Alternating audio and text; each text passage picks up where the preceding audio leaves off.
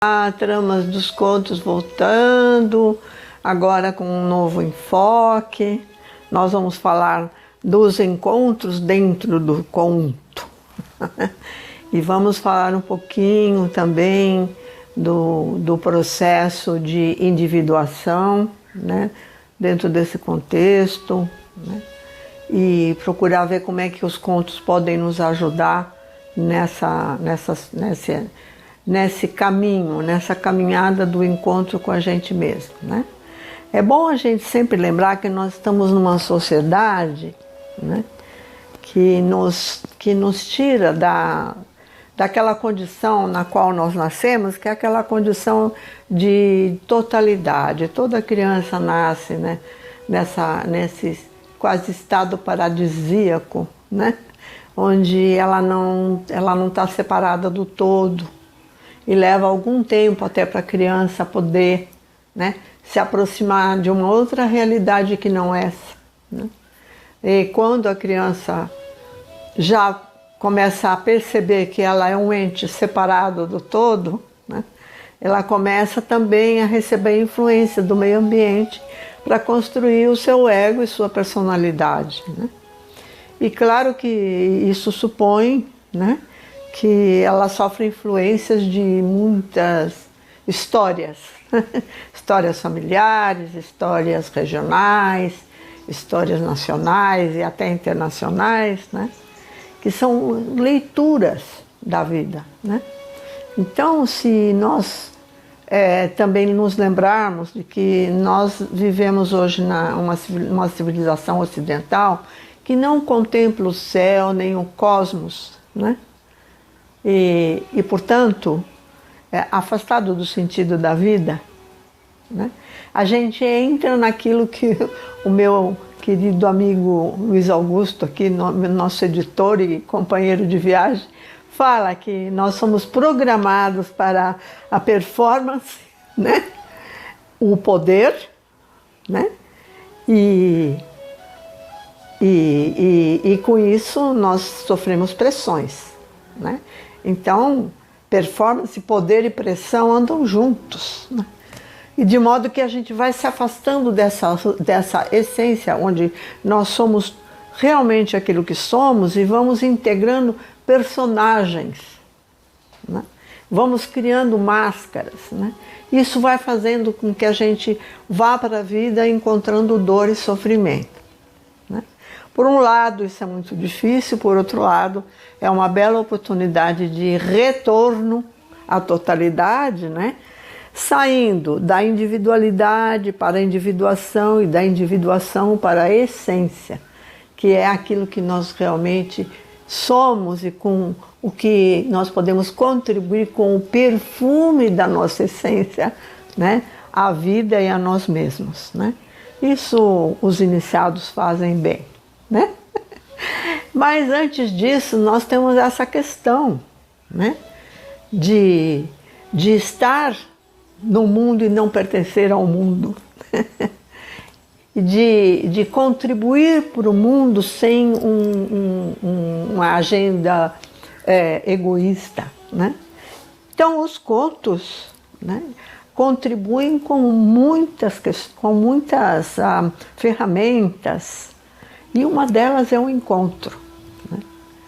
E, então é interessante porque o encontro ele vai ajudar, nos vai ajudar a criar um espaço de atenção e de presença, né, que é um espaço anterior à individuação, né?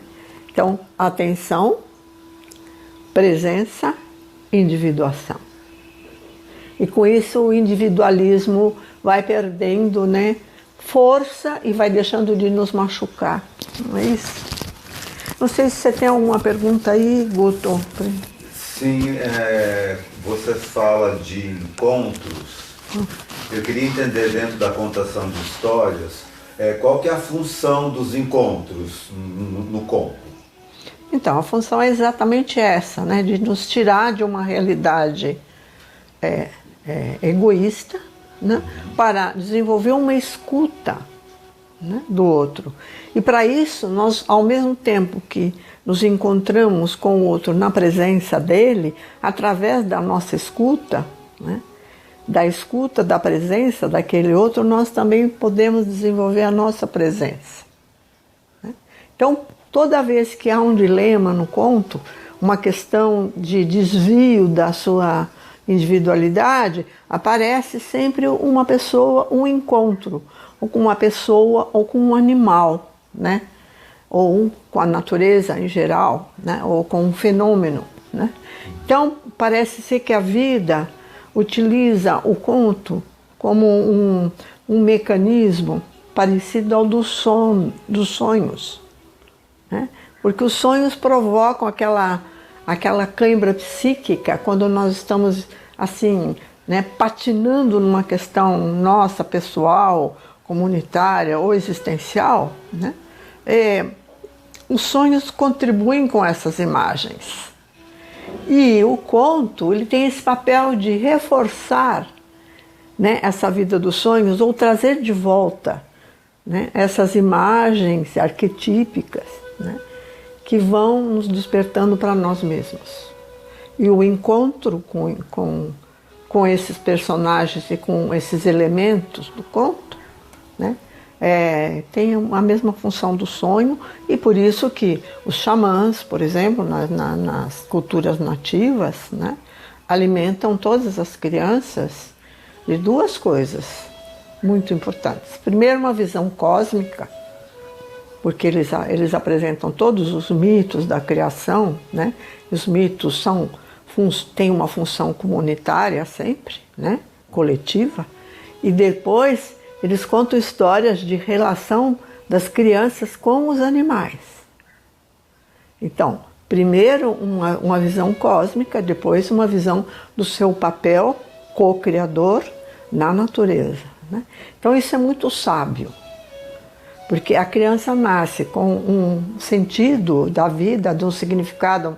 A vida é algo maior do que ele mesmo, né? Ele provém deste lugar, né? E depois como contactar as várias formas de vida na expressão dessa, né, dessa entidade cósmica. Né? E os contos na tradição normal, em todas as culturas, né, tem essa função de entregar esse repertório simbólico para a criança poder, né, ir construindo uma cercania, um acercamento, né, desse conteúdo e poder usar no momento de crise, poder acessar, né? Sim, e como que o encontro favorece o desenvolvimento da presença? Então, primeiro pela escuta, como eu já falei, né? O encontro só se acontece se se encontra presença com presença, né? E se não for assim, né, o encontro mostra o que acontece quando um dos que estão se encontrando não está na presença. Como é o caso, por exemplo, da bruxa. Né? Você encontra com a bruxa ela tem um aspecto destrutivo, né, que não é feminino, é masculino, porque ela quer o controle do poder da vida. Então é o ânimos da bruxa que está doente, nesse caso. Né? De maneira que se você encontra uma bruxa, porque provavelmente, né, o seu ânimo está precisando de ser revisitado. Né? Muito interessante. Então isso faz com que você vá, o terapeuta ou o agente social que está utilizando o conto, vá levando você para contemplar essa possibilidade, né? Sem nunca fazer uma descrição do personagem. Não se trata de descrever o personagem, nem de ficar falando intelectualmente, mas de fazer a pergunta: como você se sente com essa bruxa nessa história? O próprio terapeuta faz essa pergunta, o agente social, a professora, né? Os pais podem fazer essa pergunta também. Né? E isso faz com que você tenha uma ferramenta a mais para olhar para você e ir de encontro à sua presença. Então, tanto um encontro destrutivo como um encontro, né, construtivo podem contribuir igualmente para o desenvolvimento da sua presença, desde que você saiba onde está colocando sua atenção, né? Então vamos para a última pergunta. O que devemos fazer antes de chegar à presença? Desenvolver a atenção. E essa é uma tarefa muito importante no dia de hoje, porque como nós não olhamos mais o céu, né, nem observamos os processos da natureza, nós ficamos com um repertório, uma trajetória de vida muito curta, né, e muito estreita. Então, quanto mais nós observarmos tudo atentamente, sem julgar, nós estamos contribuindo para a nossa presença. E esse também é um outro papel importante dos pais e professores.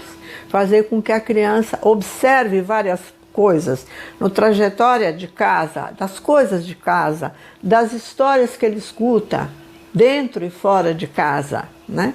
Você vê, por exemplo, as pessoas entram no ônibus agora com o celular na mão e não observam nada no trajeto. E muitas viagens que eu faço, eu vejo que os jovens dormem o tempo todo, enquanto que os adultos estão observando tudo. Porque nós viemos de uma formação de observação, né? Chegamos até a observar que vai chover porque tem umidade no ar. E hoje em dia os jovens perderam, né, esse contato com a natureza, com o outro, esse olhar de perceber as nuances dos processos e dos movimentos. Então, quanto mais atento você estiver, né, mais perto você está da sua presença. A atenção sem julgamento, né? Apenas sensação, sentimento, e ficar nessa questão também com as crianças, né? Sim, atenção, presença e individuação são suficientes para chegar ao autoconhecimento? Dizem que não. Precisamos de algo mais. Mas isso é assunto para o próximo vídeo. Até o próximo encontro.